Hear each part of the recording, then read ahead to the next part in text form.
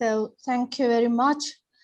I really appreciate the presence of the keynote speaker and the co-speaker today for this webinar that's been hosted by London Institute of Skills Development. Basically, it's a series of webinars based on the fifth wave theory that's given by Professor Dr. Doost, and he's also here as a keynote speaker. And I would like to share one more piece of information that we're going to have a big conference, international research conference on the fifth wave theory on 13th, 14th, and 15th of October.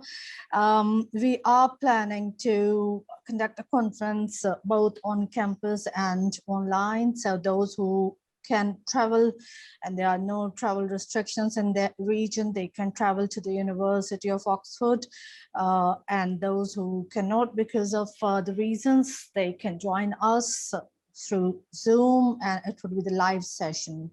There would be live telecast of all the sessions of the conference. Okay, now today the topic is the sixth pillar of sustainability, that is culture. As Professor Dr. Doost has given this theory of the fifth wave theory, tomorrow's A series also another title for this. There are 7 P's. Basically, the theory is based on 7 P's and means 7 pillars. And today we are going to talk about the sixth pillar, that is culture. And I really welcome to the keynote speaker, Professor Dr. Hamid Doost Mohammedian. He's Professor for International Sustainability. He is the theoretician of the fifth wave theory, tomorrow's age theory also, that's the title for the same. And then FHM University faculty member. He is also associated with London Institute of Skills Development, and also associated with Swiss Institute of Cultural Diplomacy, Switzerland. And he has been known as a speaker, author, business coach, and influencer. Thank you very much, Professor Doost. And I would also take a couple of minutes to introduce the co-speaker. We are honored to have Professor Herb Woesten. He is the associate partner of the Hofstede Insight Group, Netherlands. He is the advisor at Swiss Institute of Cultural Development, Switzerland. He is a seasoned consultant at Fortune Top 1000 companies, including IBM, McCain, 3M, Quest, Texaco, Vodafone, ABN, Embro, JP Morgan, Chase, Nike, Unilever. You just name a big brand and it would be there in the list of those 1,000 top organizations. And we are really honored that Professor Woesten is here, and he would speak on culture because that's basically the forte of all of his research and career. So thank you very much, and over to Professor Doost. Thank you. Thank you so much, Dr. Maria Nadim. Again, because of very promising cooperation for establishing this conference in October 13 to 15, and also the other activities. And I'm also thankful from Mr. Herb Woesten because of his time and his know-how, do-how regarding the topic culture with different aspects, and also Mr. Dr. Sharma, the respected from India.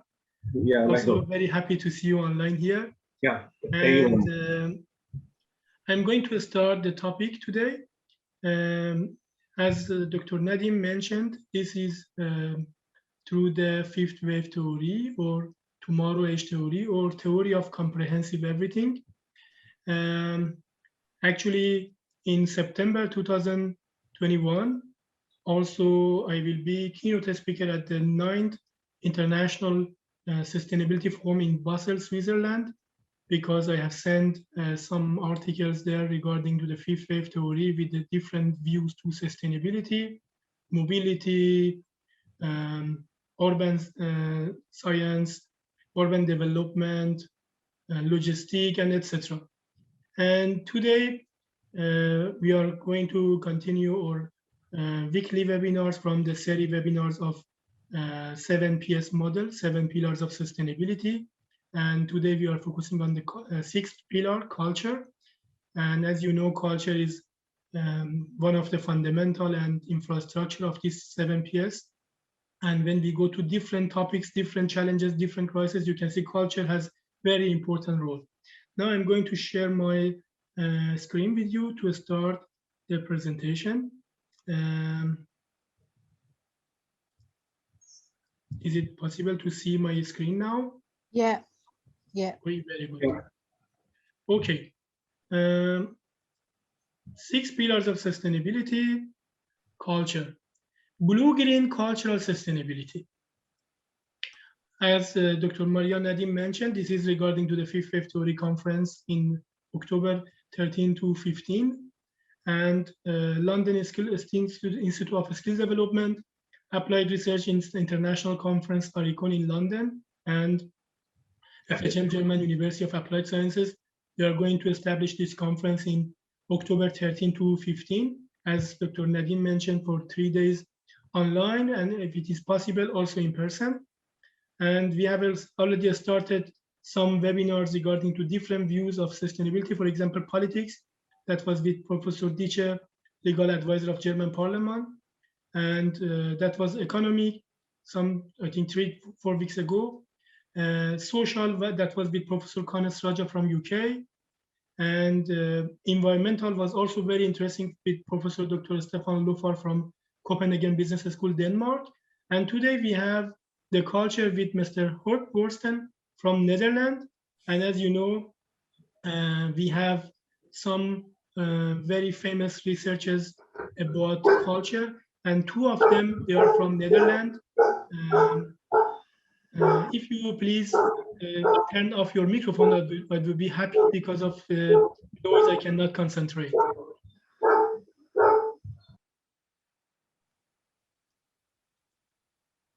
The topic today is blue-green innovative digital cultural sustainability through the 5th wave and DCT theory.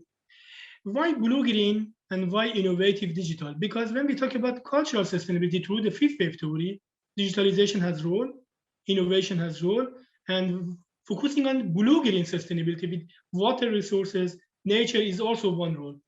DCT also is one theory, related theories to 5th wave, because 5th wave theories has some foundations like iSustainability Plus, 7PS, and the other models also do cultural theory. I will explain this theory to you regarding cultural adaptation. 3 technological revolutions are shaping the dawn of the 21st century. They are called D3: decentralization, decarbonization, and digitalization. And you can see culture always has one, a specific role in these 3 revolutions. For example, today, because of our behavior to nature, because of our behavior to use the machines, we are going to destroy the environment. Today, because of some wrong policy, especially cultural policies, we cannot make really good idea, good strategies for decentralization. And digitalization is also one of them. We have digitalization, we have all techniques, but we have also to make something about cultural adaptation, cultural infrastructure to use this digitalization, to use these technologies. Then these 17 Sustainable Development Goals, they are all about different activities we can make our life more sustainable, more livable, and more with high quality of life. This, Sustainable Development Goals was a very huge research in United Nations. That was the biggest social activity in United Nations, in the history of United Nations. That was something about 7 million people. They were in the questionnaire, something like 80 questionnaires that was in this research. And that happened in more than 3 years. That's a huge activity, more than 3 years, 80 questionnaires for more than 7 million people. 2030 Agenda of Sustainable Development says 3 principles: human rights, cultural rights, sustainability, and equality. And we have also 3+1 dimensions: social, environmental, economic plus peace. And the model in the right side you can see is combination of social, environment, and economy. And this combination, this common area is sustainability. You can see here when we have common area between economic and environment, we have eco-efficiency. Between environment and social, we have social environment. Between economic and social is socio-economic. Also here, we have in socio-economic environment, we have business ethic, fair trade, workers' benefit, which is sustainability, and environmental, natural resources, pollution prevention, and biodiversity. When we talk about sustainability, we have another definition. Livability plus quality of life is also sustainability. That means if we want to make a society, a community, a city, a government sustainable, then we need to make 2 points. Number one, livability. Number two, quality of life. Livability is foundation. We cannot make somewhere sustainable without having livability. For example, at the moment in some countries we have, some wars and some, big challenges. These countries, they are not livable. Then we cannot talk about sustainability there. We cannot talk about quality of life because first of all, they need to make the infrastructure livable. Then for this livability, we need to have cultural factors to make foundation for livability. This is very important. Factors for sustainability: a changing world, share value, responsibility, and risk. Guarantee for sustainable development is if we can focus on these factors, and then cultural sustainability can be a key because cultural sustainability is one of the main foundations. Here is 7PS model, which has focused on 7 pillars of sustainability, 4 pillars more than United Nations. You can see politics, education, culture, and technique, because we had already social, environment, economic. Now we have 4 more. If you look at the right diagram shows you the blue one and the red one, a company, a community before Corona and during the Corona. That means Corona as a huge challenge could make the sustainability low in different aspects: culture, social, technique, education, economy, environment, etc.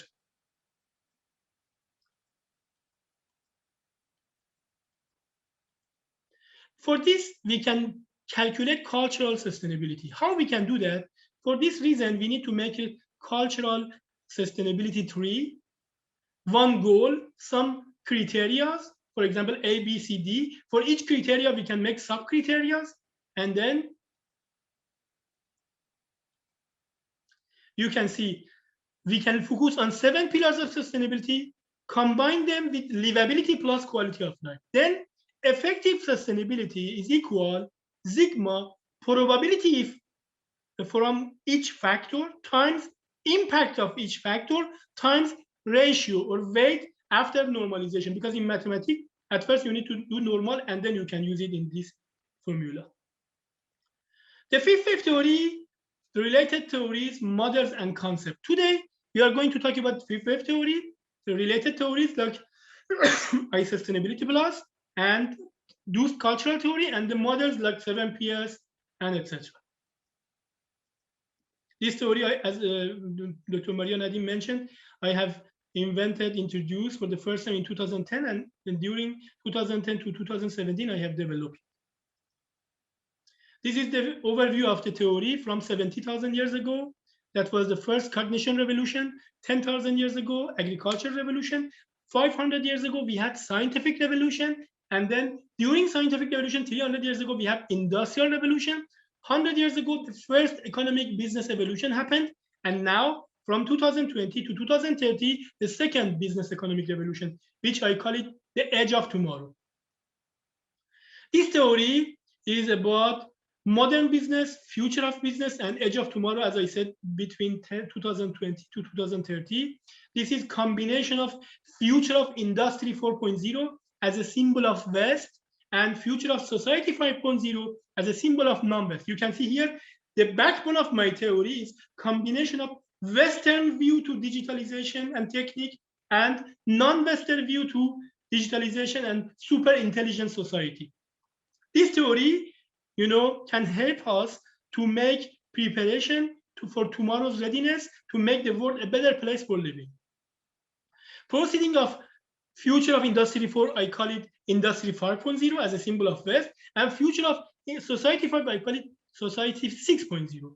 And this theory can help us, especially businesses, societies, urbans, especially small, medium-sized enterprises, to forecast, first of all, and then prevent, and then face with tomorrow's challenges and today's crisis. For example, today you can see in some countries they have started to do vaccination.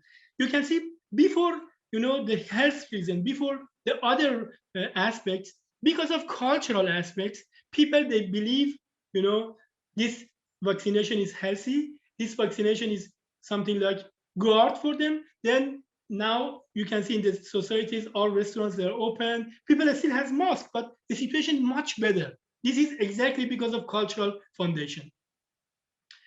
As I said already, I have one speech in World Sustainability Forum in September, but last year I was there. I had 3 articles in that conference, and one of my articles was about looking at technique with different cultural aspects. And you can see here, I had combination of Western and non-Western cultural aspect to technology and combine them together. Here you can see the photo bigger. You can see the Western culture. I look at Scandinavian countries and Germany, and for non-West, I look at South Korea and Japan.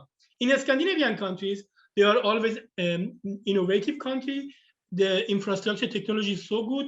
They are very good in sustainability, waste management, wastewater management.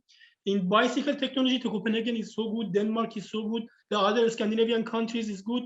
And they are in top 10 innovative economy of the world. Germany, German government already started to evaluate Industry 4.0. They are very good in automotive and car technologies, in small, medium-sized enterprises, in vocational training, and Germany is the first most innovative economic country in the world. We are going to South Korea and Japan as symbol of non-West. Ubiquitous technology in South Korea, second innovative economic country in the world. You can see South Korea after Germany is second one. And in Japan, Society 5.0, this concept was evaluated by Japan government, and they are good in automotive and car technologies, and also in infrastructure technologies. When we combine these technologies together, then we have interdisciplinary technologies and theories. Then you can see culture can have one backbone role in this theory. Here you can see sustainability, high quality of life, high livability, and then with 7 pillars of sustainability, they are combined together to prepare us for facing with shocks, with wars, with low sustainable situations, sanctions, etc.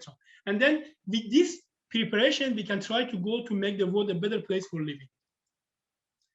Digital transformation also is one point of this theory. And you can see for this, we need to have cultural change, because we already had traditional mindset, and now we are going to digital mindset. This transmission, this movement is not possible without cultural change. You cannot use technology so high level without having infrastructure from your cultural background. Here you can see where the theory of fifth wave focus on today's challenges and tomorrow's crisis to make you ready for that. I am going to publish my book about the fifth wave theory soon in USA. In one chapter of my book, I talk about Corona as super accelerator.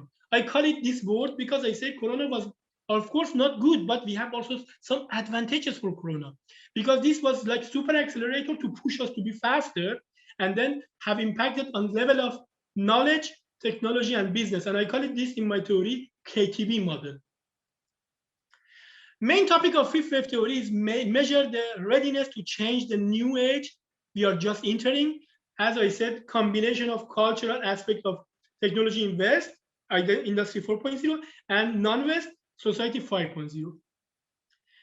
What is the aim of this theory? Blue-green sustainability as a new concept, innovative digital readiness, recovery for cooperation or CSR or corporate social responsibility strategies, by focus on CSR 1.0 and CSR 2.0, corporate social responsibility, corporate and sustainability responsibility. How? With using innovative infrastructure, open innovation, implementation and development, and application of these technologies for future of Industry 4.0 or fourth technologies, as I call it in my theory, fifth technologies.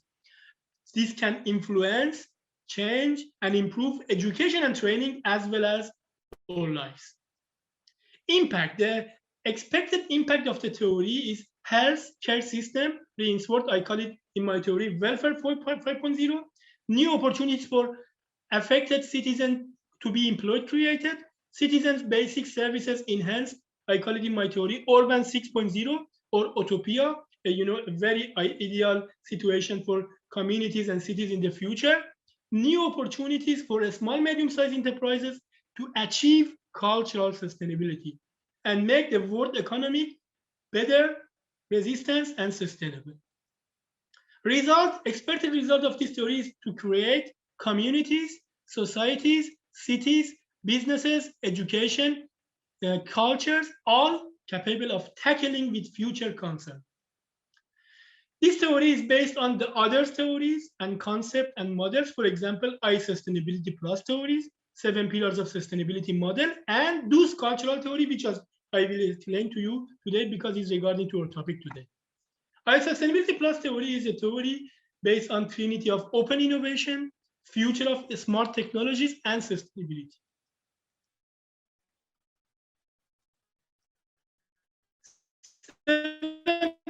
Pillars of sustainability, culture, and technique. And then culture here has a main role, like infrastructure and foundation, but all these factors, all these pillars, they can influence each other.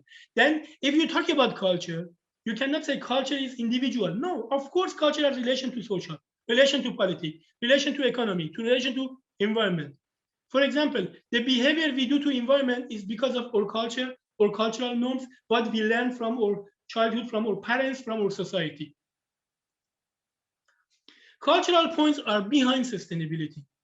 For example, the small, medium-sized enterprises are social-oriented, internally and externally. Then all managers, all leaders, they try to make a balance between internal and external perspectives for this point. Then some of the pillars in this model, they are foundation or infrastructure. For example, culture, politics, education, social, environment. In one of our topic, we had about politics. One of our colleagues, Professor Dice from, I think, Morocco, she asked me why we cannot make this, environmental technology in our country, Morocco. I said, the problem is not your country. The problem is not you don't have enough people with education or knowledge. Or the problem is not you don't have enough budget, and the problem is not you don't have enough technology. The problem is the cultural norms, they are not ready for that. Also, politicians, they didn't make the regulation and law regarding to our needs to your country. This is the main point. I'm going to tell you again. I did research in my country because my country, Iran, is also developing countries. In most of the developing countries, most of them regarding to culture, most of them, they are non-West. The problem is when we are with the family, when we are with the society, we don't yet learn cultural norms regarding which kind of behavior we need to do in the future with the other pillars of sustainability. Also, the problem is not having education, having budget, having technology, because we have all. Actually, in most of these non-West developing countries, there are so many educated people, so many talents, so many people with high IQ. I think Dr. Sharma is from India. He knows in India there are so many people with high IQ, but problem is politicians, they don't make regulation and law regarding to the needs of the country. I'm going to give you an example in this case, and then I'll keep continuing. For example, I remember some times ago, I wanted to make a project in my country regarding waste management with the former mayor of Copenhagen, Mr. Bo Asmus. We travel sometimes to my country, Iran. We had all discussion, everything we wanted to start. But the problem was, many people, they said, but the regulation stop you. The regulation is not in the way you want to do waste management. Then this is, something not regarding to technology, not regarding to budget. It's about politicians. They need to make regulation according to the need and according to the situation of the country or culture.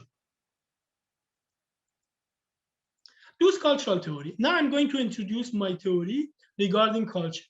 This theory I made is a theory for cultural adaptation with this, 3D diagram. I have 3 indexes in my theory: knowledge or know-how, do-how, cultural differences, and cultural adaptation. Then you have a cube.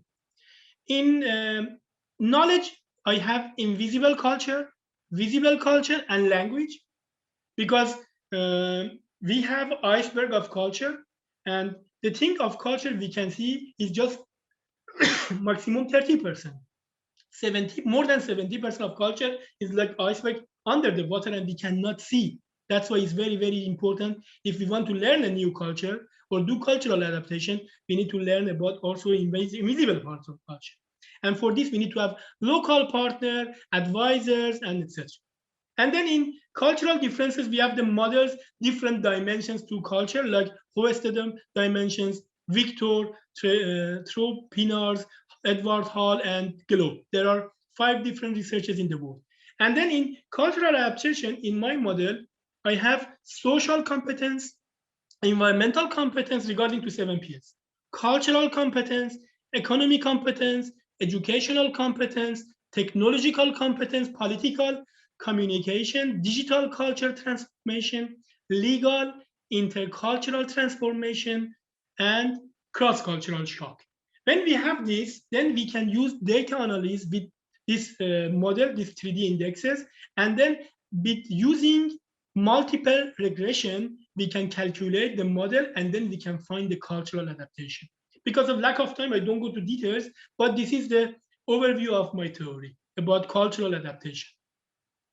Impact, expected impact of this theory is healthcare, as I said, welfare 5, and making job, urban 6, and achievement, cultural sustainability, to make the world more resistant, more sustainable, and more positive.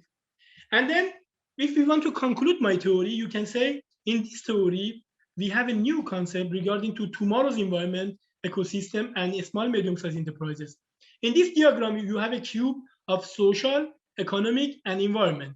And then according to my model, the future businesses, future activities, they must have priority. First of all, environmental responsibility. Secondly, social cohesion.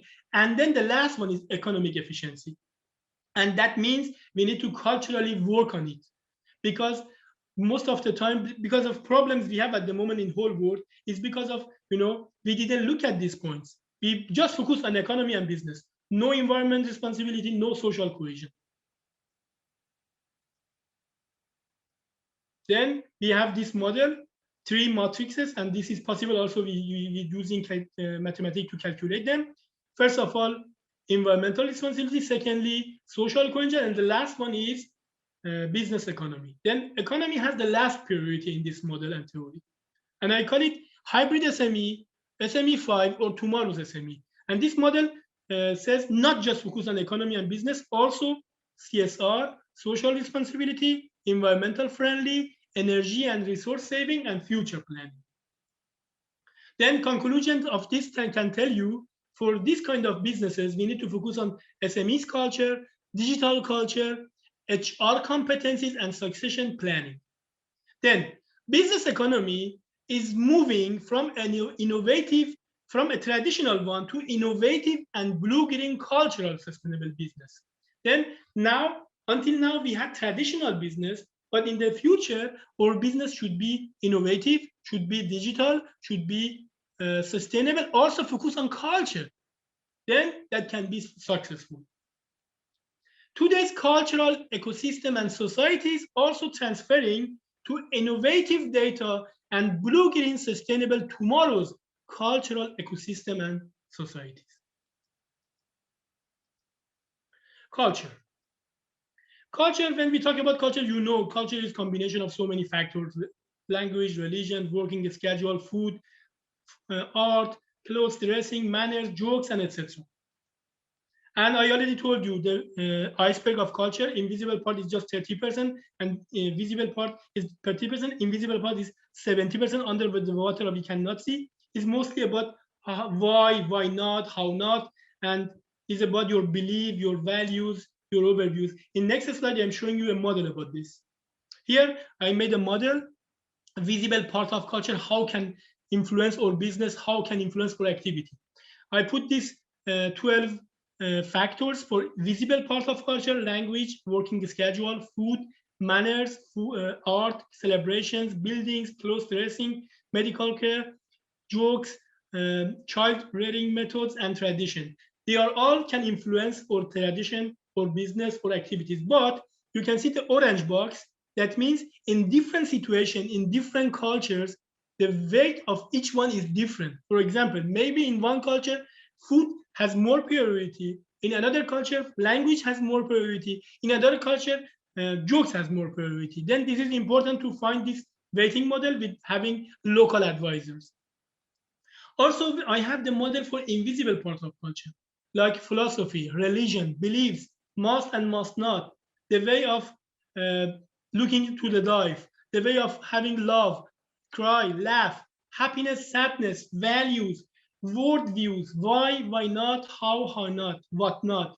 These kind of questions, they are about the invisible part of culture. And as I said, also in different cultures, you can see the orange box. We can weight them differently. First, maybe in one culture, religion is first. In another culture, values, the way of looking to the life or happiness is first. It is really important to weight them and then influence. For example, I give you an example.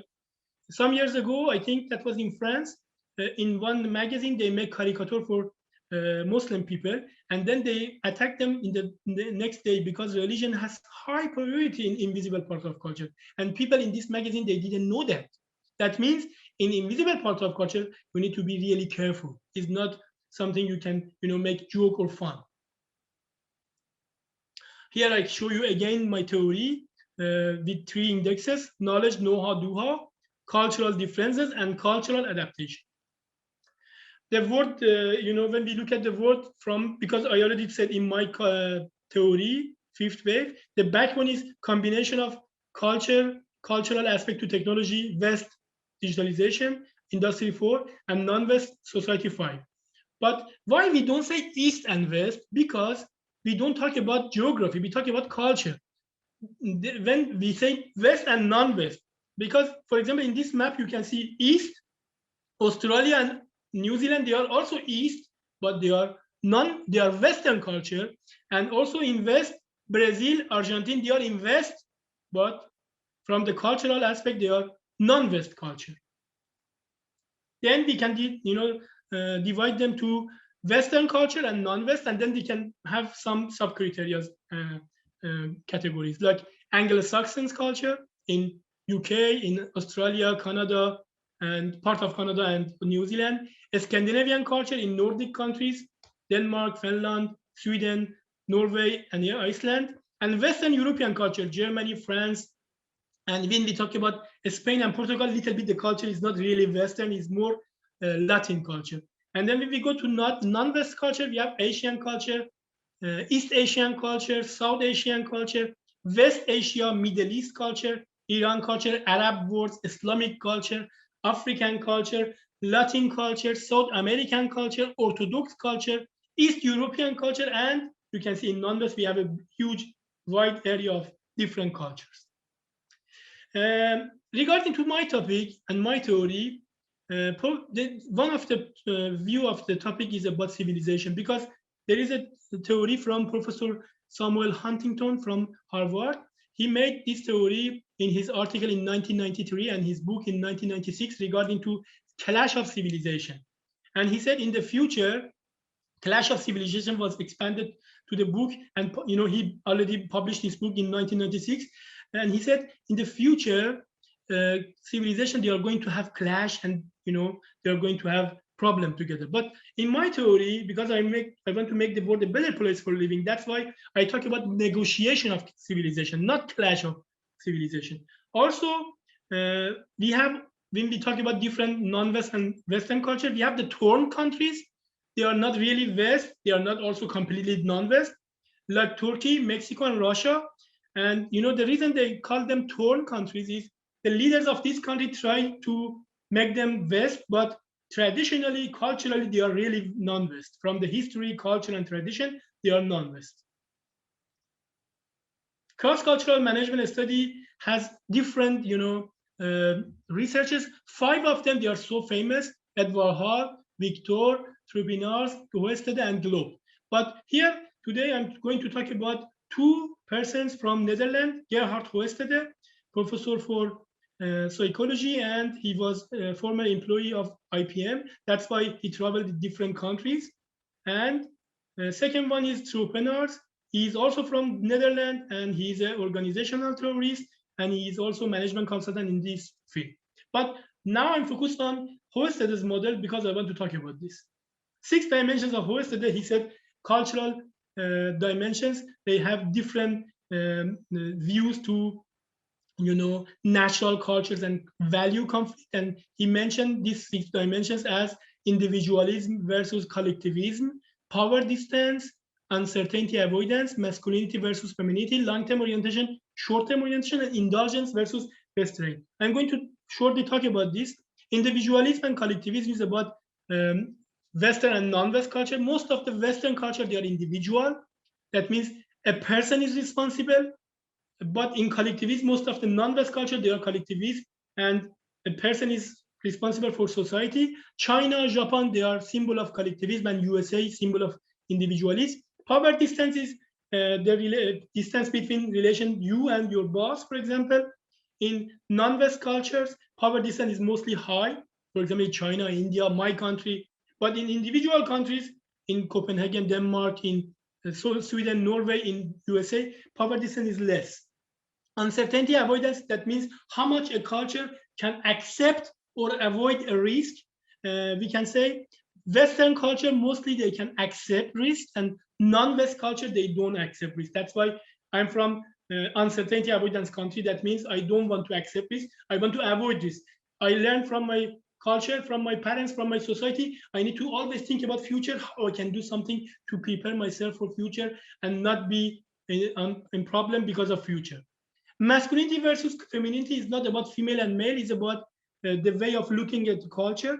Masculinity is mostly in countries, is mostly in Western countries like Denmark. Non-Western countries, masculinity like Japan, China, and femininity is in Western countries like Denmark, like Sweden, But here is one point: femininity is about most of the time Western culture, but in this case, USA is West, but is not feminine country, is masculine. That means masculinity means mostly competition in the culture, mostly being first, being best. But in femininity, mostly they try to do cooperation, not competition. Long-term orientation and short-term orientation is almost the same, like uncertainty avoidance, because when you accept the culture, then you are short-term orientation person, because you accept the culture and you just want to enjoy from now. And long-term orientation, they don't accept the culture because they think about future. Indulgence versus restraint, the last one. Indulgence means how much you want to enjoy. You are free to say everything you want, everything to do. But in restraint, always you have some limitation. You need to be polite. That's why you should not say that. You should not do that. You need to smile. That's why in non-West, most of the time, non-West culture, you cannot believe if someone smile you, this is really a real smile or not, because they are restrained culture. This is an overview of these models. I already explained these points for you. I'm going to be faster from here. Canada is so much individual, Korea so much collectivist. Here is a model of individualism and collectivism from Liu. Here in the left side, the blue one, in individualism, there are some relation between people, but in collectivism is a big net of relationship among everybody. And in this kind of country, in this type of culture, if you want to get success, you need to have a strong relationship and network. Power distance, I already said, in Western culture is not so high, in non-West is so high. And China, for example, power distance is high, Canada less than China, almost half. And uncertainty avoidance, I already told you. For example, Japan so much high in avoid the risk, and Canada, they accept the risk, almost half. Femininity, masculinity, I told you already. Canada is feminine country, but Japan masculine. But I told you, USA is West, but is more masculine. For example, here I can give you an example about European countries. If you look at the map in European countries, Germany is more masculine country in other Western European countries. And the reason, maybe one reason would be because of Germany is almost head of European Union, and they try to be always think about future, long-term orientation, and then that's why they need to try to reduce risk. Now I'm going to last one, long-term orientation, one before last one, long-term orientation. Korea is so long, almost 100, and Canada 36. Indulgence, restraint, I already told you, enjoying from the culture, the situation, and restraint, limitation. Canada, so much indulge, and China, restraint. This is the website from this Hofstede Insight. You can compare different countries in these factors. About the communication, when we look at the communication from low index, harm index culture, you can see Switzerland, Germany, the Scandinavian countries, they are low, and countries in non-West like Arab countries, Japan, they are high. That means they are more emotion about the communication. We have also the topics stereotyping. Stereotyping is also very important. Sometimes it's dangerous because it's about, normally it's about gender and race. And we should not find one character and generalize this character. For example, we cannot say all Chinese, they are intelligent. All Indians, they speak very good English. This is exactly my experience. I have been living in Copenhagen for 5 years. I had a friend from India. And I told him, according to my experience, most of the Indians, they speak very well English. And he said, this is stereotyping, it's wrong. I said, why? Every Indian people I met in my life, they speak very good English, fluent. He said, yes, but how many people live in your country? I said, 80 million. He said, how many people live in my country? I said, 1, something billion. He said, okay, if 10% of your country can speak English means 8 million. If 10% of my country can speak English means 100 something million. Then 10% of my country is bigger than your country. That's why this is positive, but it's stereotyping. That means we cannot generalize one character from one culture for everybody. There are some examples. All Asians are good in math. All Jews are good in money. Chinese are diligent. Americans are innovative. Italians are expressive. They are wrong because of stereotyping. Misunderstanding is also one point in the culture. You can see in this photo, this woman saying 9, this man said 6, but both of them, they are right, but the view is different. Cultural sustainability solution regarding to this age of tomorrow is very important. I already told you, Mr. Matthias Horks from the German Institute of Future Research, he already published a book called Future of Corona or Die Zukunft nach Corona. And in this book, he said, we are in the very bad situation, a deep crisis. That's why we never back to normal. According to my research, there are so many different aspects, but most of them, they have cultural view and cultural infrastructure. Like world will change, behavior will change, humanity will return, economy after contagion is still alive and breathing, authority and power of technology companies, contagion and reconciliation of technologies, privacy risk because of data security and health, intensification of domestic economic shift, strengthening bonds between people because of understanding the value already exists, the provision of health and medical care is evolving, resumption of world trade, and the last one, to regain the opportunity for living in better way and prosper economy. Here we will see the waves, the waves can come after 2020 in this age of tomorrow and make problem for us. First one, COVID-19. Second one, biological attack. Next one, economic shift and recession caused by social problems, greenhouse gas emission and climate change, technology problem, and the last one is very dangerous, is biodiversity collapse. And there are other wars in whole world. Okay, now I'm going to conclude my presentation. How to do that? If you want to consult people, to activities, to your business, what you can do? First of all, thinking globally, acting regionally. For this, you need to have blue-green sustainability with combination of livability and quality of life.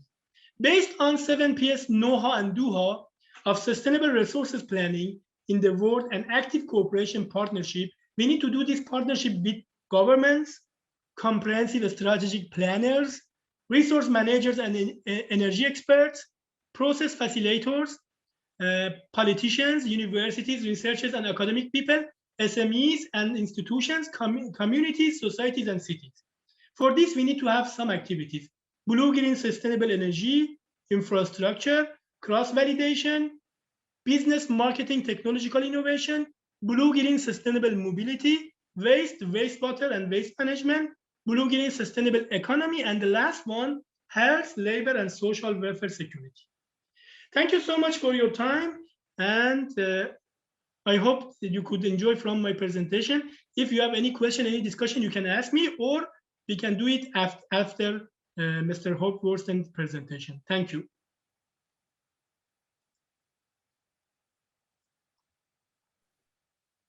Thank you very much, Professor Deuce. That was really an interesting presentation, and definitely we want to hear more about it, but some other time, surely, and especially in the conference, we are looking forward to have more ideas and more research on the same concept of cultural sustainability and role of culture and sustainable development. If no one got any question, we'll move forward. Yeah, I would request Professor Woolston to please come up and put his words regarding the cultural sustainability and as it has been reflected as one of the main pillar of the fifth wave theory. Thank you very much.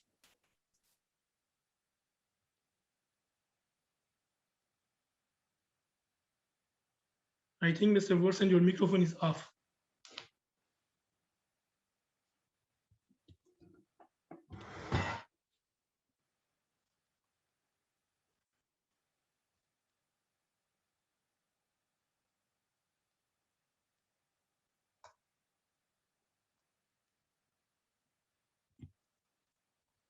Different screen. It was blocking me. Okay, do you hear me? Yes, now yes. Okay. There was a different screen, and the screen was blocking my presentation, so I'm sorry. Again, I will share my screen, and I will follow up on what Professor Dr. Doost was saying.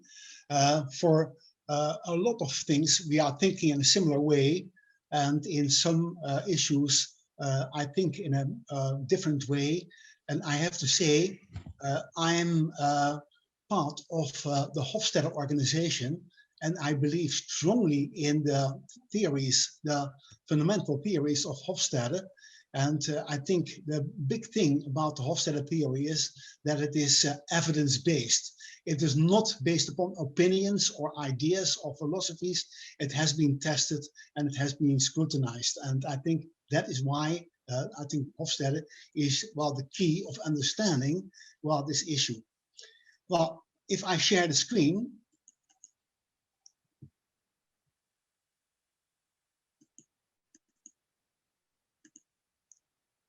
I will talk about sustainability, of course, and culture and sustainability. And it's interesting to start with a remark made by Professor Dr. Doost at the July 1 webinar. Dr. Doost told the audience that he had an example from Denmark about sustainable developments. And there were reactions from the audience, from the Moroccan side, Indian side, and Iranian side, asking, why is this not happening in our countries? And this is exactly the remark made also by Thomas Friedman.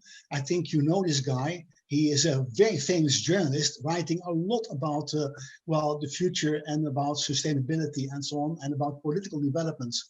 Well, Thomas Friedman, after visiting Denmark and after looking at well, how Denmark was approaching sustainability, was talking about it, and he had the same question: why the hell is this not happening in the United States? And he had a small remark, and I think it was a little bit silly. He thought it had to do with the size of the country. no size of the country is, of course, well, if you compare, Denmark is a very small country, and my country is a very small country, for instance, but there are really, really deeper issues than only the size. And I think the real answer for this question, why is this not happening in our countries, is going, is a variation of a remark made by a political strategist, James Carville, when he was advising Bill Clinton, thinking and discussing about what was happening. I think he made a famous remark, and he said, people, listen, it is the economy, stupid. It is not something else. It's the economy that is more or less steering our discussions and steering the developments in society. Well, my remark is a variation on that. I'm seeing, based upon our research, my experience working worldwide in 85 countries, all 5 continents, and helping global organizations, but also global institutions like the IMF and the World Bank and so on. It is the culture, and I'm polite enough not to make the sentence complete, but I really am convinced if you want to understand nowadays developments, if you want to understand also sustainability, please look at culture. Well, the key arguments in this presentation I'm going to make is that to be sustainable, the solutions we are developing for global challenges need to be developed according to the value system of the nation states at hand. And the combination of value of nation states, because all nation states belong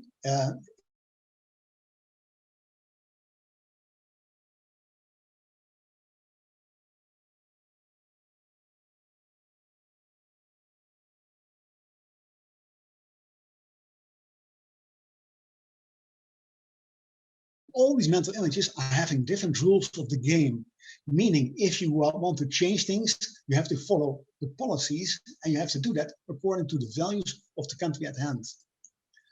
Well, there was a complaint from the Unesco, and Dr. Dost showed all the sustainability approaches from UNESCO. There was one complaint, and I think they really are, I agree with that, they are right. There is a lack of empirical research, but in one way, it is really unfair, because if you look at what is happening, if you look at Professor Geert Hofstede, and Hamid Dost talked already about him, according to The Economist, he is really the guru in this field. He put culture literally, or almost literally, on the map.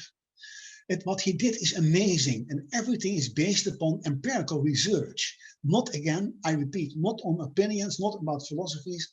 No, it's about a tested, evidence-based kind of approach.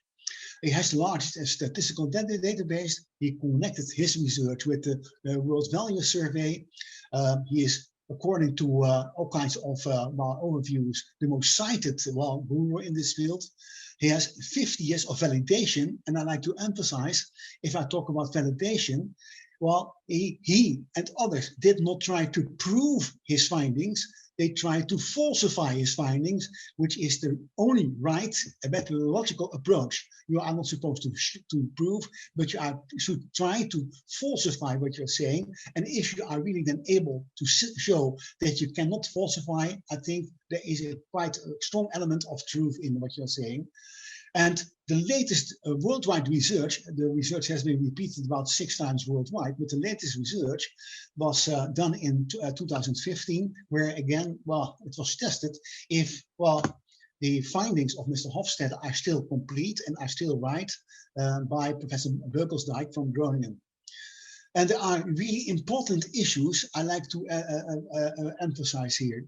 But let's first look at the definition of culture of Mr. Hofstede, Geert Hofstede.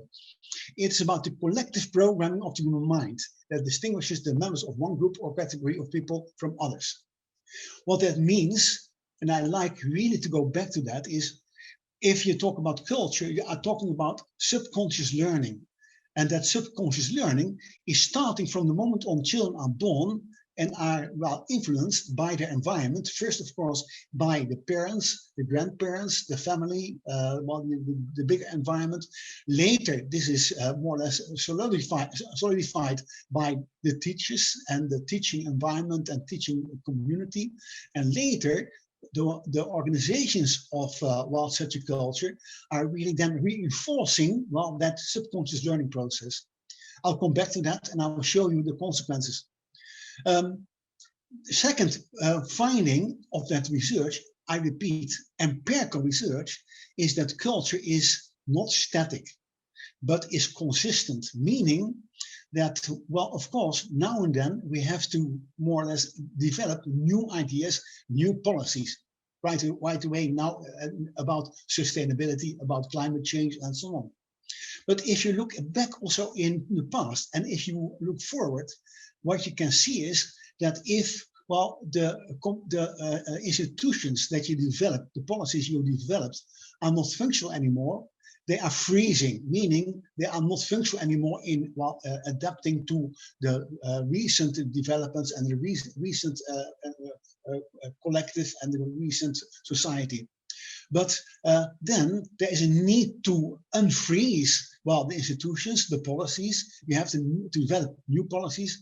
But what you can see, if you look back and if you see carefully, and if you look forward, is these new policies are not random, are not completely loose, I mean, in terms of what is happening, but are driven by the same values that are already there in that community, in that society, in the nation state.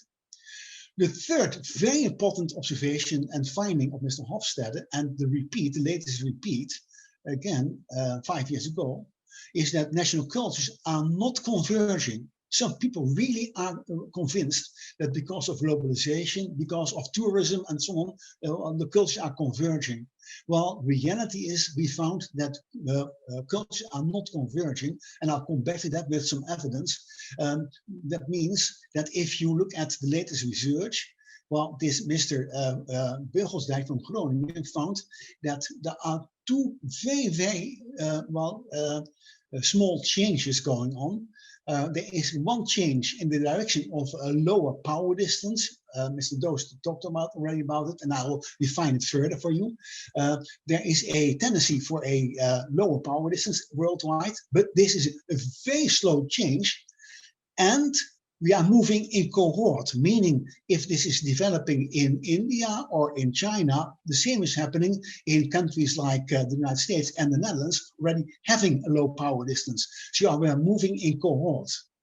The same is happening with individualism. There is a very slow change in the direction over time, in the direction of a higher individualism. But again, this is really very slow. And we are not converging, we are moving in cohort next to each other. And that's very important to understand. Then culture has different levels, I come back to that. And on the most fundamental level, there are 4 confirmed value dimensions that are defining global differences. Well, if you look at the levels, there are 4 levels. Most of the time we represent that with an onion with different layers, but I do it here in squares. There are different layers. The most superficial layer is the layer of symbols, symbolic behavior, and that can be flags, for instance. There are heroes, for instance, what is happening in the UK and in the Netherlands and in Germany, you know, where people are tearing down statues. That is on that level, the heroes of past times. We have to really unfreeze that type of thinking. There are rituals, and for instance, a very important ritual is what people expect a meeting to be. And the expectation of a meeting in, for instance, Iran or in India is completely different compared to a meeting in, for instance, my country. In Iran, in India, in general, the expectation is that meetings are places where the boss is having a platform to communicate decisions that are already taken on a higher level to others, and where others can ask polite questions for clarification. And in my country, expectations for meetings are that everybody is invited to come there to discuss openly, and that at the end there is a consensus about what the conclusions are. Completely different. And I charted that expectations completely in my book. And then on the deepest level, there are the values, the confirmed values.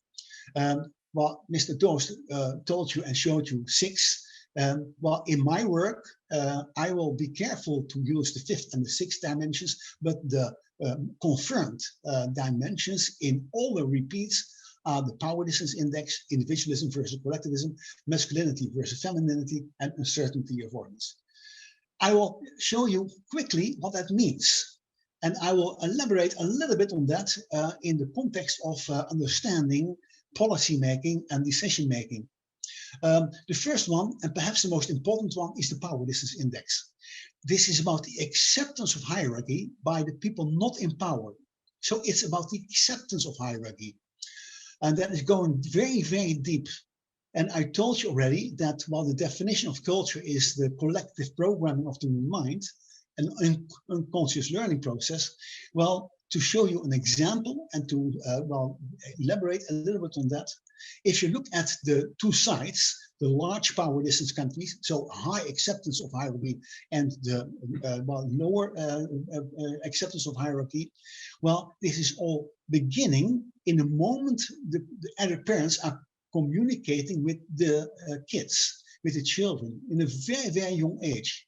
And the basic signal in countries with a low power distance is from the parents to the children, well, speak up, say what you have in your mind, you have a tongue.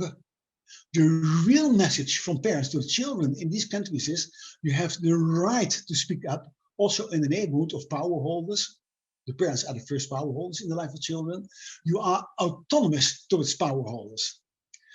And that's completely different in the countries scoring high. And by far, the majority of countries in the world are high in that PDI score.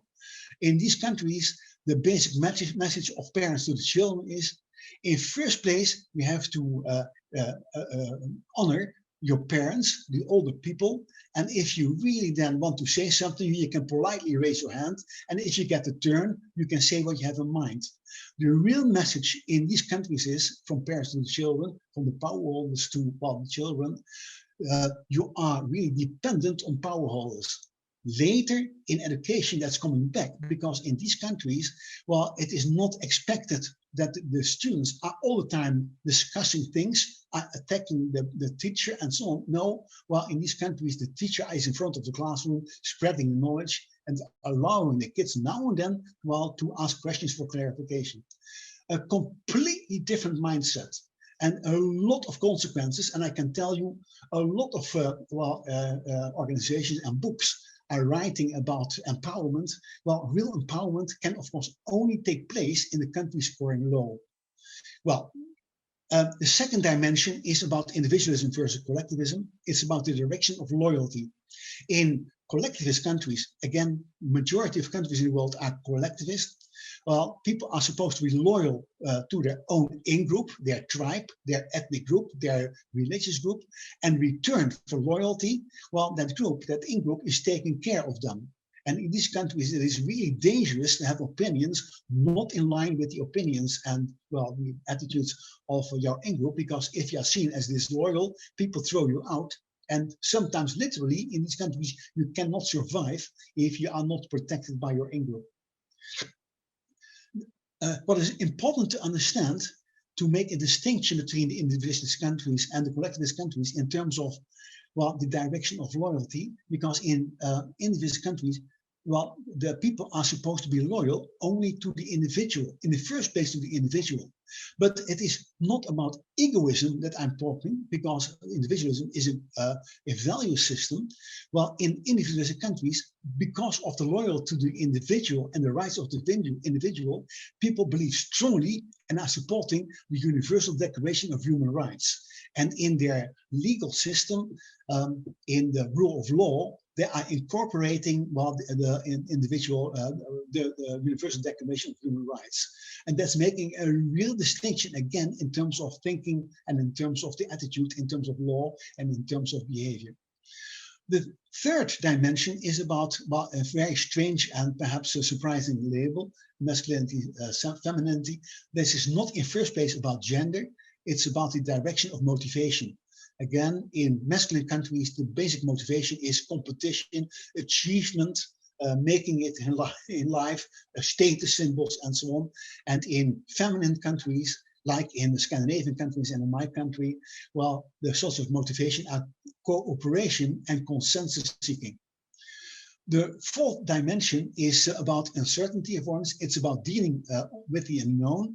And I always say, to clarify, it's about the need for predictability. In countries with a low score for UAI, people don't have a need for predictability, and they can make quick decisions based upon, well, limited, information. That means that their thinking is affected, their thinking is mostly inductive.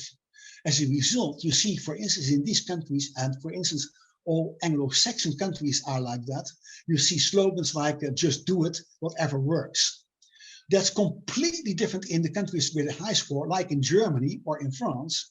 Because in these countries, people are really afraid of taking too hastily decisions, and people have a tendency to first gather all kinds of information to see what in the past and the present experts in the field are already saying about what is happening, and then only if the understanding what is happening, they can take decisions. And that means that the way of thinking is deductive. If you look at Germany, for instance, in the educational system, and the books in the educational system are always beginning with the Principien von, the principles of, and then after understanding the principles, you can talk about action taking. Well, if you look at the consequences, and if you look at my work and my experience, I work now for 35 years in this world with all the big, organizations and companies. Well, I discovered in in my work that Mr. Hofstede is a giant. I'm standing on his shoulders, so I should not over-exaggerate what I'm doing. But I found a very important thing. Mr. Hofstede is a scholar. And in doing research as a scholar, it is very important that you find independent variables, independent dimensions. And I really support that. But in reality, if you look at real organizations and real countries, real nation states, well, you cannot analyze a situation or a nation state with one dimension at a time, because these dimensions are really affecting each other and influencing each other. The whole, that's what I'm saying, is more than the sum of parts. So they are interacting. And in my work, I found out that if you combine, there are 7 different combinations that I found. And these 7 different combinations, I call that the mental images, have different ways of thinking as a result, a different way of also policy making in the political field, a different way of decision making, and so on. I say 7 mental images because, there are different ways people look at society, and they have different pictures in their mind about what society and the world looks like. But I can define 6 culture clusters, because Japan is having the 7th mental image and it's standing alone. So I will not talk about Japan at this moment in time. I can define 6 culture clusters where there are 3 egalitarian culture clusters, meaning low empoweredness, where things like critical thinking and creative thinking are really seen as normal, and our kids are educated to be empowered. And there's a group of 3 hierarchical culture clusters, where people are thinking in terms of acceptance of hierarchy, and where the decision making is done top down always. If you look at, the first one I can distinguish is the contest model. The contest model is the combination of low power distance, high individualism, high masculinity, and low uncertainty avoidance. And you're talking then about the Anglo-Saxon countries, the United States, UK, Ireland, New Zealand, Australia, Canada. Just do it, whatever works. And the key element of understanding these countries is, the basic element is, the basic expectation is, if you give people the freedom to compete, individuals but also groups, then automatically something good is coming out. And the only rules that are really important are the rules for continuous and checked developments. Rules and checks that nobody can win forever, that there are no monopolies. In the network system, that is the system where the combination of low power distance, high individualism, low masculinity, and a low to middle score on certainty of awareness. We are talking about the Scandinavian countries and the Netherlands, where the keyword is consensus seeking. Well, you can compare people from these countries with a supermarket or a shopping mall, where the people participating in the shopping mall are independent shopkeepers, and decisions are made by bringing all these independent shopkeepers together, and they are really then talking up till they find consensus. And consensus is not the half plus one, but is to say 90%, not necessarily 100%, but 90% of all the participants should really then agree. If you look at the machine model, that is the model of countries with a low score for uncertainty awareness. Decentralization is part of that understanding of these countries. For instance, Germany, it's high on individualism, it's high on masculinity. Wettbewerb is really important. Wettkampf and wettbewerb is really important in these countries. And a high score, very important, a high score on uncertainty awareness. What is typically German and Austrian and Hungarian, Austrian is really the internalization for the need for structure. Being structured, being procedural, and the key word to understand Germans is planmäßig handeln, in a very, very structural way, while thinking and a deductive way. Then there is the hierarchical group, and there are also 3 culture clusters. The first one is a culture cluster where people are high on power distance, meaning that centralization is really important. Top-down decision-making is acceptable. It's high on individualism.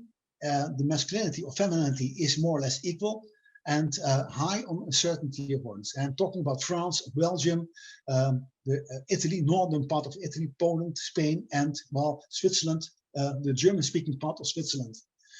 If you look at that combination, it is really strange in terms of the combination, because it's the combination of, at one hand, accepting high power distance, meaning accepting centralization. If you look at France, even all roads go to Paris. It is amazing how centralized it is, but at the same time accepting, the Universal Declaration of Human Rights, meaning accepting that the individual is having rights and that these rights should be protected. And that's a very strange combination. You find it only in a limited amount of countries. And in these countries, if you look at leadership is that a good boss, a good president, is supposed to be an intellectual, and is having a way of thinking where the shock of opinions leading to the right decision. Then there is the pyramid system. That is the majority of countries in the world, to be honest. All Latin American countries, all African countries, and in the Middle East, all countries are pyramids, meaning that it is a high on power distance, it's low on individualism, they are collectivist, they are feminine or masculine, that it can be both. For instance, Iran is more feminine and Iraq is more masculine, and high on uncertainty awareness, meaning that people really are having a high esteem for experts and expert decisions and so on. If you look at leadership in these countries, it is top down, but it is not as such necessarily authoritarian. Well, people in these countries also have a tendency to really have difficulties with authoritarian leadership. No, if you want to understand these countries, it is that the boss, the president, is supposed to be like the father of the family, and in return for the loyalty of the people in his country or in his organization, the boss is taking care of people. And that caretaking is going quite far in terms of also not only about him, but also about the family issues and so on. In these countries, people are also high on uncertainty awareness. That means that people really then like structure. They like indeed also the procedures and so on. Then there is the family system, and as a two famous examples, India and China. Again, the same leadership style. Meaning, in return for loyalty, the boss is taking care of people. He's supposed to be like the good father or mother of the family. That's really important. And if the boss is not showing and is not returning loyalty, then people are revolting, are really then not well accepting that leadership. That can really be dangerous in these countries. But as long as the boss, the president, is rewarding loyalty, and mostly of the time that is really well, sometimes very practical, like keeping the food cheap and like keeping the petrol cheap, then people will follow up. The difference with the pyramid system is that people are really then low on power, low on uncertainty ones. That means they are not having an emotional need for structure, an emotional need for predictability. And people are then very flexible. They can really be quite quick in changing their insights and changing their ways of doing things. Well, and I'm talking about Singapore, I'm talking about Hong Kong, China, Thailand, India, Taiwan. Now, I described these well, elements in my book that was published last year, The 7 Mental Images of National Culture. And I made also, because of this comparison, a systematic comparison between all the elements that are important for organizational behavior between the 7 culture clusters or 7 mental images. I'm talking about issues like, and I made that red, that are also important for sustainability. Things like decision-making, negotiations, entrepreneurship, change management, innovation, knowledge management, effective boss, motivators, how to influence your subordinates, your peers, but also your boss. And for instance, communication. All these things are different between the 7 culture clusters, and I defined that. I wrote it down and I put it on paper. As an example, you know, about leadership, about the good boss. And if you compare, well, leadership profiles, then in the contest model, it is about being a generalist, not a specialist, not an expert, but a generalist, and being very decisive, selling a decision in a consultative way, and to be a hero. In the network, you are not supposed even to be a boss. You are supposed to be a coordinator to be acceptable. And our president, our prime minister in the Netherlands is behaving exactly like that. In the machine model, it is impossible, you know, to be a good leader, to be acceptable, to be credible, if you are not an expert in your field, a proven expert. That's why titles are so really important in Germany and Austria and so on. And well, it's impossible if you are really then a politician. That's why there is a problem at the moment with the Greens in Germany.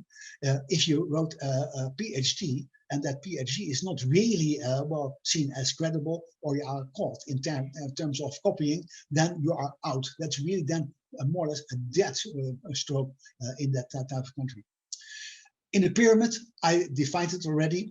You are supposed to be a benevolent and strict father at a distance, meaning you are not supposed to be too easily accessible for people, but you are supposed to be clear in your briefings and in inspecting. In a solar system, you are supposed to be a highly visible intellectual coming from the right schools. For instance, the École Nationale d'Administration in France, very, very important. And most people are in the leadership positions are coming from that type of education, that type of school. And in the family system, again, the definition is you have to be like the good father, a benevolent father of the family, returning loyalty by taking care of people. My statement for today is that if you are developing sustainable solutions for global challenges, you need to have an understanding of the playing rules created by the cultural dimensions and the mental images, and an understanding of the implications for change management. Because if you again go back to well, the core of the issues, the values, the deeply rooted values in people's mindsets, the unconscious learning system, give direction for their actions and responses to their surroundings. And these mindsets influence patterns of thoughts and help shape the institutions of a society. These deeply rooted value systems differ in reality between the culture clusters and have a significant impact on the way societies are organized, right down to the role of governments and how companies work, and, for instance, their definition of what democracy is. Really important to understand that democracy is not a unified concept. All the 7 mental images are having a different definition even of democracy. The sad thing is that multinational companies and international organizations and governments, healthcare institutions, are not always recognizing that. They are taking it for granted that, well, you can learn from each other and you can copy paste what is happening and what is developed in another country in a more or less the same way in the country you are trying to run. And that is really a misunderstanding. That is not possible. Well, quote here Peter Drucker, what managers do the world over is the same, but how they do it is embedded in their tradition and culture. The key cultural issue is that if you look at policy making, who decides and how it is decided that nowadays solutions don't fit reality anymore, and you have to unfreeze, is really cultural sensitive. How decisions are made about the common good. All politicians are always talking about the common good or common interest. And who is deciding about the common good or common interest? And which the reference they make for the decision. And I'll give you a few examples. For instance, if you look at the consequences of PDI, if you look at the acceptance of hierarchy, again, the definition of the PDI, in the large power distance countries, hierarchy is an essential fact of life. It's like how life is, and the people are not fighting about it. It is the policy consequences are, it is centralized, top down is accepted, and interference by government is also not only accepted, it is even expected and accepted by the population. It is difficult to get, at the other hand, bottom-up feedback, because in high power distance countries, people are really reluctant, are careful not to offend the power holders too much, because that can work against you. You know, you never know exactly what they will do to you. And that's different in the small power distance countries, because people feel autonomous towards power holders. Hierarchy is only for convenience, just to make it simple to organize your things in reality. The policy consequences, and you have seen that with Corona, the COVID pandemic, and that made it a very different situation for the countries with a low power distance. There was a reluctance by the governments for top-down interference. People really are reluctant to that. People will will expect that the population is rejecting top-down interference. There's a strong need for governments to legitimize interference first. It is decentralized. That created, for instance, in Germany, an enormous problem in the beginning of fighting Corona. And while the government is not supposed to give orders in terms of what people should do, no, they are supposed to be nudging to develop, you know, a way of policy making where people are shown what should be done and are nudged to behave in a certain way. And that is a completely different way of thinking.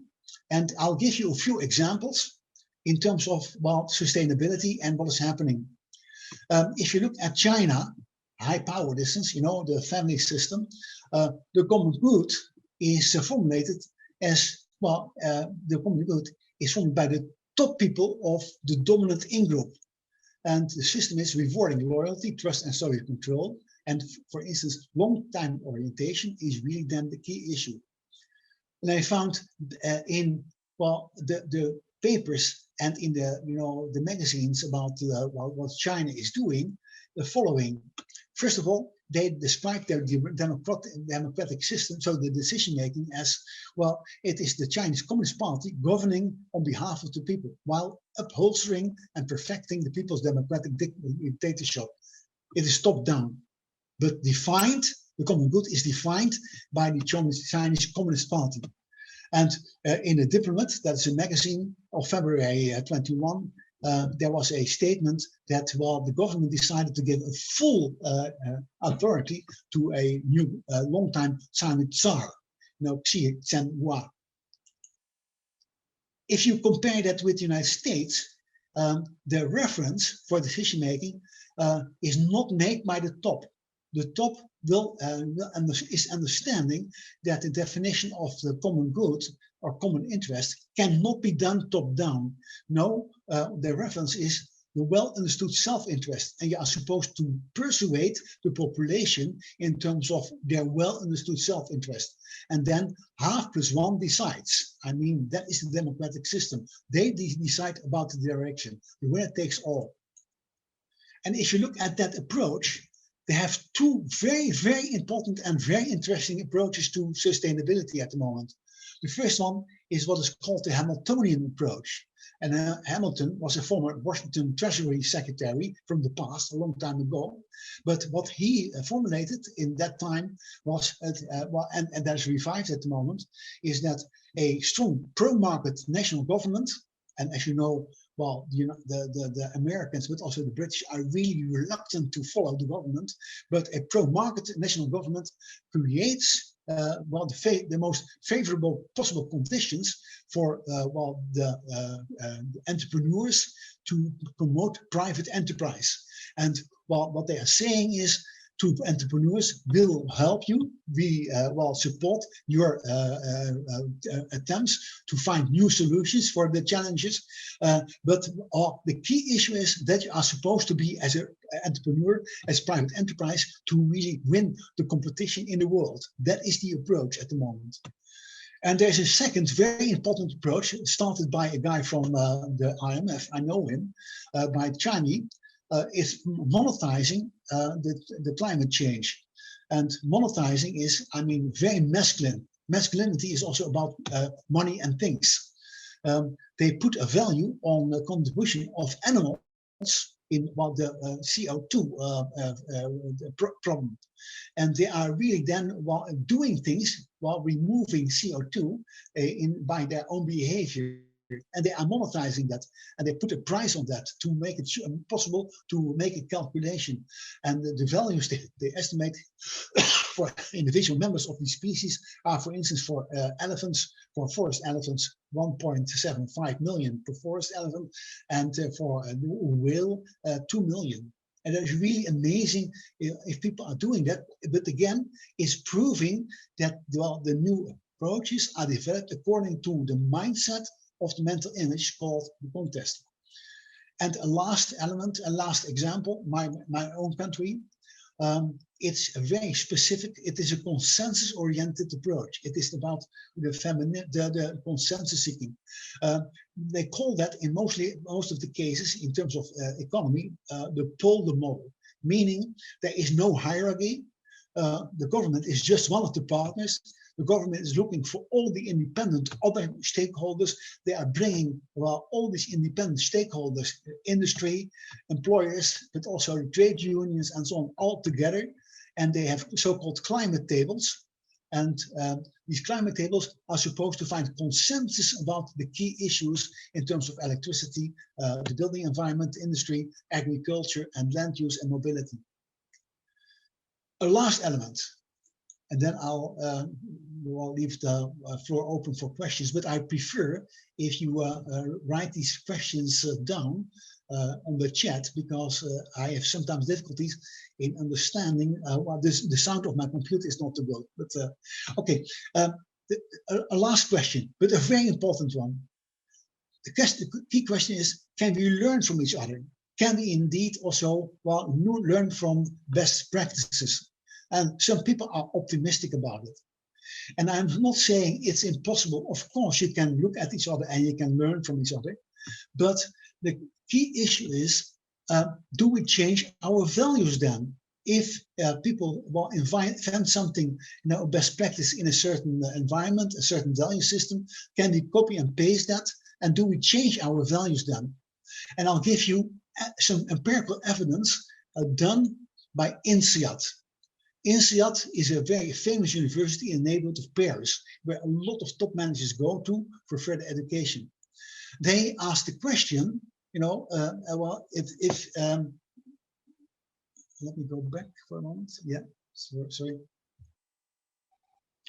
They asked the question, are people changing their attitudes, their values, if they are cooperating, if they are confronted more than in the past with each other? And are they adapting to each other?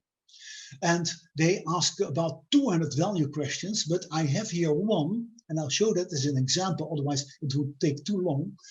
It's a value question about leadership. The value question is it important for a manager to have at hand precise answers to most of the questions that subordinates might raise about their work? And as you can understand, in high uncertainty of run countries, it is really important that the boss is an expert and that he is able to answer the questions of subordinates. And you see here, the first round where people in, local environments are asked about that question. But I will build it up and I will show you the specifics with two examples. But first, to explain their research, they asked these questions in 20 countries all over the world, but with 200 value questions, not one, but 200 value questions about work-related values.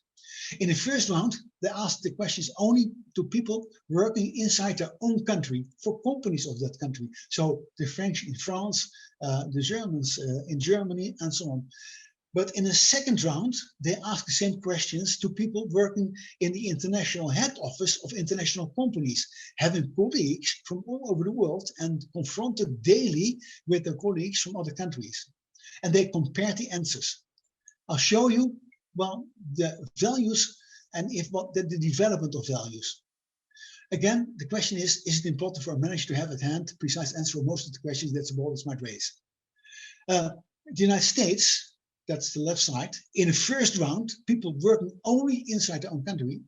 In the United States, they have a low uncertainty avoidance. People are expecting their manager to be a strategist and to be a practitioner. And a boss is saying, I cannot be an expert. And I'm not an egghead in this sense. You can ask that question to also some experts in that field.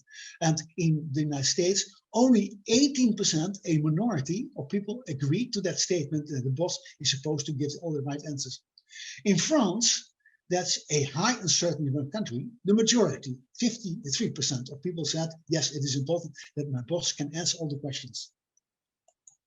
In the second round, people working in international offices, they ask the same question, but also to American and French, but again, being confronted daily with colleagues. And in that situation, only 8% of the Americans agreed to the statement, and suddenly 77% of the French agreed to the statement. So if I compare, what you see is that the tendency that was already there was more or less emphasized, was strengthened if people are working in the international environment. And I'll tell you what our evidence is and what our finding is in terms of expatriation and so on, and in international organizations, if people are working daily with each other. If people are asked to work in another country, they are always, quite positive, most of us. I mean, it's of course nice for your career. It is a nice challenge to go abroad and so on. So they really, they are determined to be positive. They go to the other country and they are determined to be positive, and they really are staying positive for the first few months. Yes, they try to be open-minded and to react and to adapt and so on. But while working with people from that other country, the French in Germany, for instance, then they discovered that the Germans are really having a different leadership style, a different decision-making style, and so on. And then because of that, that confrontation, they discover their own values. If you are born and raised in a country, you are not aware about your value as a German or a Frenchman. But in confrontation, you are getting more aware. And then something is happening that I implore you not to share that information outside, this setting, because it is dangerous. In reality, we all have a tendency to find the values of our own culture, our own nation state, the better values. And we have a tendency then in the confrontation to start emphasizing these values. Meaning that if you look at the figures, there's a tendency for Americans, if they are working abroad, to be more American in their values and their behavior than the Americans inside the United States. There's a tendency for the French to be more French in their values and in their behavior than the French working inside their own country. And that is really creating a lot of problems in terms of copying and pasting. You have to be really, really careful. Well, I think I leave it here. and I'll give the floor for questions. But please, I prefer the chat questions, because then I can read what has been asked and I can answer that. Thank you so much, Mr. Worston, for a very interesting presentation, very deep discussion about the dimensions of culture. Also look at the culture during these years. They are really valuable and interesting. And I hope we can have opportunity to read your book, because that's very, very, for me, of course, it's very interesting. Thank you so much, Mr. Worston. If the respected participant, they have questions, you can start to ask the questions. As he mentioned, you can also write in the chat room, but I have also some questions I will ask Mr. Worston. If there are some questions, please feel free to write or ask your question from Mr. Worston. Can I say one more thing? Yes, please. Next week, we will talk about education, and I think I will be part of that presentation also. If there are questions that might be raised and you don't have time to raise it now, perhaps it can be raised next week, same time. Regarding to next week program, because of some reasons, we are going to postpone it to another date. Then we, as you said, we can do that, but not next week, in another date. But I will, inform you which date. And this is, I think it's Saturday, but not next week. Okay. Yeah. Thank you, Mr. Worston. Okay. Any question, Dr. Sharma? Maybe you have a question, please. Your microphone is off. Your microphone is off, Mr. Dr. Sharma. Dr. Sharma, your microphone is off. We cannot hear you, Dr. Sharma.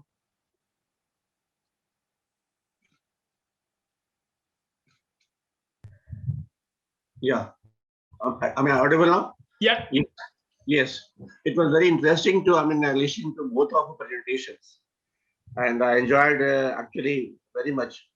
What I was wondering was the case of India. When you talk of culture as such, you generalized all this on 7 pillars and all. But you see, in India, when you talk of culture, there is one very important factor, that is caste system. It doesn't change. Whatever the technological innovations, environmental things, and equitable things we do, people come down back to the same thing. And our main problem is how to get out of all those things. That is for kind of development, irrespective of caste, creed, sex, color, or religion. So that is the main factor that puts India in the backward, in the back. And whatever provisions we do now, think of this. This COVID and all.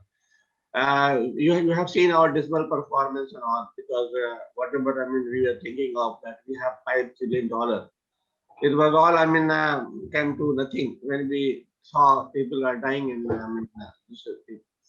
And ultimately, problem is of lives and livelihoods.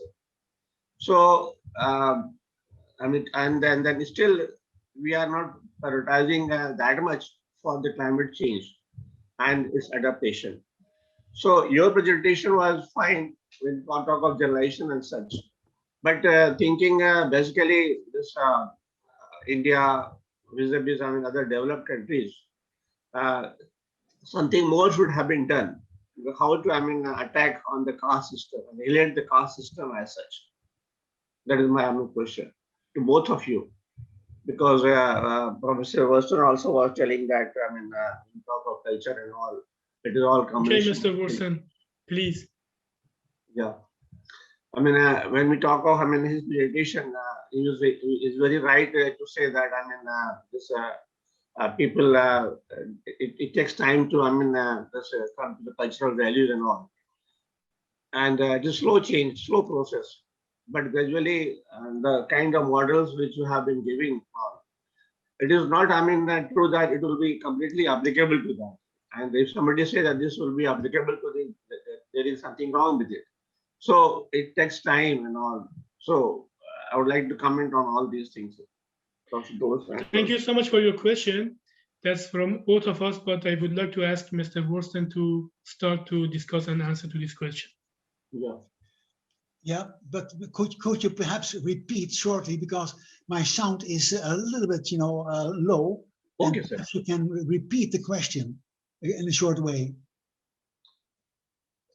See, I enjoyed your lecture, and it is very, so to say, your presentation was so good that it went some points above my head also.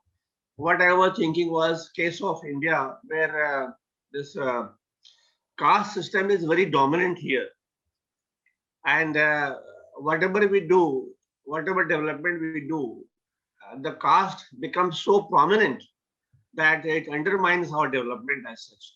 So just can I answer you partly, and I hope I understand you completely. There is a very interesting issue. It's having to do with the so-called fifth dimension of Mr. Hofstede. He formulated the fifth dimension in the past, but that, definition has been changed, and I don't agree with that. But I really then think we should go back to the original definition. Mr. Hofstede, together with Michael Harris Bond, a professor at the Hong Kong University, they found out that in polytheistic countries, like in India, like in China, people are having a different way of outlook at life. yes. In these countries, if you look at reality, people have a feeling truth is always depending on time, context, and situation, meaning they really are happy and are able to adapt quickly to a changing environment. And I think that is indeed also defining the Indian kind of approach, meaning that if I interview, Indian managers, for instance, working in the United States, they say they adapted to the American expectations easily in the United States. But that did not change their basic values, because they knew, coming back to India, that they had to adapt their attitude again to what I call the father-like kind of approach, where indeed the American approach, the systematic and impersonal approach, is not appreciated, and that you have to understand. People expect different things for you in the Indian situation, meaning that if you look at India. India can adapt quickly to changing situations, like also China, and you see that one of the big issues in these countries is that, if you look at the definition of the legal rights, if you look at the legal environment, that Universal Declaration of Human Rights is of course accepted also in the law. In the approach, but is in reality not really supported by the population. And the population is again in terms of loyalty, depending on their own in-group, their own big families, and they are directing that more in terms of the behavior to their interest, their family interest, the extended family interest, than to the equal rights for everybody. That will create also in the future a big issue in, I think, India and in China. Yeah. Okay, thank you very much. Thank you, Mr. Worsten, for the description. I have a question regarding to your research, Mr. Worsten, because in your presentation, you mentioned some more details deeply about the dimensions of Professor Hofstede. And there are some relations between, among these dimensions. For example, long-term orientation versus short-term orientation, and uncertainty avoidance. Because when you talk about accepting or avoiding a risk, is also related to being long-term orientation or short-term oriented person. Can you please little bit talk about this with the example of non-West and Western cultures, but like, as you said, the symbol of these cultures like China, India, or USA, or Scandinavian countries, or Netherlands? Okay, well, yeah, thank you for asking that. I mean, but I have to be honest in terms of my appreciation of what happened the last few years in terms of the long-term and short-term orientation. Again, Hofstede and Mr. Michael Harris-Bond found that to be connected also to polytheistic and monotheistic religions. In monotheistic religions, people really think in terms of a absolute truth, and well, in terms of you have to really well make it in your own life. And in the polytheistic countries, people have a feeling, well, there is no absolute truth. Their truth is depending on time, context, and situation. And they also believe mostly in reincarnation. Meaning, if you talk about long-term orientation, that is indeed meant by long-term orientation. It's not so much for you what you are doing. It's not perhaps even for your children. It's for your child's children that you are doing certain things. That is long-term orientation. And to illustrate that attitude, there is a famous story about Mao Zedong, you know, the leader of China in the past. Mao Zedong was asked about his opinion about the French Revolution. And his answer was, it's too early to judge. That is long-term orientation. And that, the definition, I still believe in that definition. Meaning that if you look at China, then they are talking about the next 20 to 40 years. If you look at Japan, they are looking for the next 20 to 50 years. Even the definition of the core business of companies is defined for the next 50 years. And that is different. If you look at the Anglo-Saxon countries, they are really all short-term orientated because one of the key elements of understanding the Anglo-Saxon company and Anglo-Saxon ways of thinking is about the importance of accountability. You know, as a leader, you are getting the tools to do the things you are proposing. Then you are held accountable in, say, a year or 2 years, and then you have to really show results. I think you know this saying, you know, this English saying, the proof of the pudding is in the eating, meaning that accountability means that every year, you know, in terms of short-term results, a leader has to show that he has been successful. And that is leading to this short-term orientation. And what they call long-term is 4 years, perhaps, and certainly not 50 years.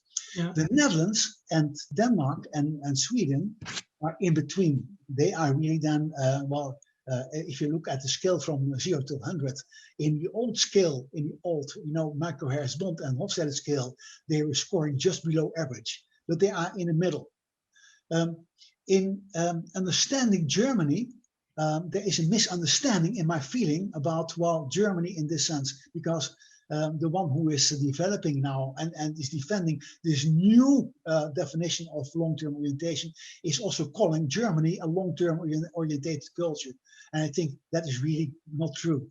But Germany is, the key element, the key word is systematic development, systematic, you know, approach, planmäßigkeit, as they call it in Germany.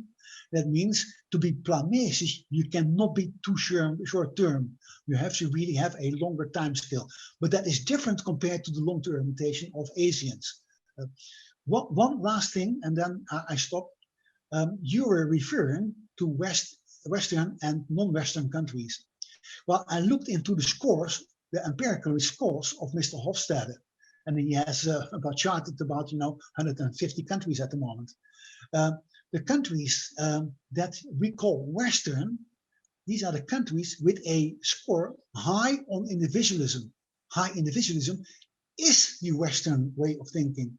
Well, and that's why in the United States and in the Western countries as such, the Universal Declaration of Human Rights is really important to understand their behavior. It's not about group, interest. It's not about, ethnic behavior. It is not about, religious groups and so on. It's about what they call universalism. The rights are universal for everybody in the same way, not regarding gender, not regarding ethnic heritage, not regarding religious groups and so on. Well, that is really making, for instance, that different compared to and I forgive me, Mr. Dost, if I say it in that way, but I think it is important to understand the Middle East in this sense. In the Middle East, and especially the Islamic countries, they came together in 1990 in Cairo. They call that the Cairo, Convention of Human Rights. They were talking about with each other in terms of their position towards the Universal Declaration of Human Rights. And the Cairo Convention decided, well, for a big part, the Islamic countries, the Muslim countries, can accept what is being formulated in the Universal Declaration of Human Rights, with a few very important exceptions. First of all, the equality between men and women, because they believe that the man should lead the women, and freedom of sexual behavior, sexual preference. That is also not acceptable for the Muslim countries. And that's why, the problems between some of these countries and the West are always about these issues. That's why, sometimes it is really not understood in the right way. Mr. Wolfson, thank you for your description. Regarding to the last part of your description, I need to say something, but at first I start from the first. The point you mentioned, they are very interesting. And I think, because of my experience, because I'm also coming from one Middle Eastern country, from non-West, from Islamic government, and I have experience in this field. Because when we talk about long-term orientation, short-term orientation, and uncertainty avoidance, all the time I'm thinking why, the reason. When I go to, many years ago, when I was a child at a school, we had a lesson about a bird. This bird didn't save food for the winter, and then during the winter, it didn't have enough food and it dies. And then I said, oh my God, that was a first, view for the life. In the future, I need to always save something for the future. And that was something we learned from a school.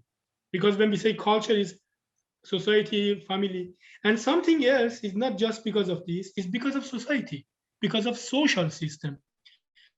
Because I have been living in Copenhagen for 5 years, and I had 2 neighbors, and I could see they get the money, the income every week, and they spend all money during the weekend, all. And then I was thinking, why? And I asked them, they said, because we want to enjoy. I said, but why they don't want to save some of this money for the future? When I asked them this question, they said, because we have a very good social system and we are not thinking about future. That means also our government or politicians, the regulation also can influence this topic. Because, for example, I'm not sure about India, but I'm sure about my country. We don't have very strong social system to make sure for us to be sure about the future and, to relax. That's why this can also influence the culture to go to this way. Can I interfere for a moment? Yes, please. I find it very interesting, but I had that discussion also quite often. I mean, my proposal, my statement is that you have to understand culture, because culture, the 4 dimensions are really predicting the kind of behavior you're discussing. Also, the social system is predicted by, the 4 dimensions. And what you are describing is collectivist countries. And in collectivist countries, and especially in masculine collectivist countries, people are taking care of each other. I mean, the extended family. And I came across people in the Middle East, but also in Africa, saying that as a person with a paid job, they had to support about 40 family members, in terms of the future. And that is indeed collectivism. And that people find that really then great. You have to understand that in individualistic countries, it is, the rules are the same for everybody. And especially in feminine countries with a combination of individualism, people have solidarity for society at large. Meaning they really then were, quite early in developing a system of pension systems and social security. And as you perhaps know, that's not happening in the United States or in Canada. I mean, people really then are reluctant to accept, that the weak are supported. But in especially the Scandinavian country and the Netherlands, because of the solidarity, There are highly developed social security systems, and that is the result, again, of individualism and femininity. Thank you, Mr. Wolsten. That's right. But regarding to the last topic you mentioned about Middle East, I'm not 100% agree with you, because there are some points, Mr. Wolsten. First of all, you talk about human rights, equality. I'm going to tell you about, of course, you know the history better than me, also Mr. Dr. Sharma. When we go to 2,600 years ago, who was the first person who wrote the human right on the, very famous island? That was the Great Cyrus. That means that was culture in my country. Then now the culture is the same. The thing is something else is different, It's not the main culture. The other paradigm, the government, the other, religion, some other thing happening, they try to influence the culture. This is the first point. And the second point is, you said about a problem or challenge among Western and non-Western, or Western and Middle East. But I think in the reality, the main challenge is not this one. Because if we go to a little bit political approach and political aspects as the problems is not really the human right and these points. Sometimes I already in 2017 and 19, I published 2 articles regarding to this point. I wrote sometimes these reasons are excusing for some countries and culture to make challenges and said, this is because of human rights, this is because of sustainability. But the real point is, also this is important, but there are some other points behind. Okay, I like to make 2 remarks, and I think we should finish them. My wife is waiting for me. Yeah, we finish it in 2 minutes. I make 2 short remarks. First of all, if you look at the human rights, I mean, the first one, time, it was formulated for everybody, and that's still really then in the law and is in the behavior, was in France after the French Revolution. The droits humains, that was from the first time. Second thing is that in all cultures, people really have this feeling that, rights are important, and that supporting others are really important for everybody. I think in the Muslim country, it's called wasta. And in South Africa and in Africa, it's called Ubuntu. That also implies that you are supposed to take care of each other. Reality is that while Ubuntu and wasta are really applied to people of their own in-group. And if there's a problem, they are always saying, well, wasta is for my friends, and for the others, well, the rule of the law, meaning that that's really different. You have to really, and I think there is a similar approach in India. There's a similar word also for it, and I forgot for a moment what it was. But that is really different compared to universalism, where the rights are for everybody in the same way. Mr. Wolsten, thank you so much. But I have an idea, because I think this topic is really interesting and we cannot finish it really in 2 hours. I have an idea now. I got the new idea. If you do agree, because we did the same for environmental sustainability, we did 2 times webinars. If you do agree, we can, not go to education. We can make another cultural sustainability webinar, and we can just do discussion, not presentation. Then we have enough time to go to details, discuss sure. About everything. Yeah? Yep. Very good. Thank you so much, everybody. Thank you, respected participant. Thank you, Dr. Sharma. Thank you, London Institute of Skill Development. Dr. Maria Nadim, she already went because she has another meeting, and she wanted to be there, but that was not really possible for her. I knew she wanted to leave the meeting at 5 o'clock, but she stayed, I think, was there until 5:30. But thank you, everybody. I wish you a good evening and have a nice weekend, and see you soon in next webinar. You too. Have a nice day. Bye-bye.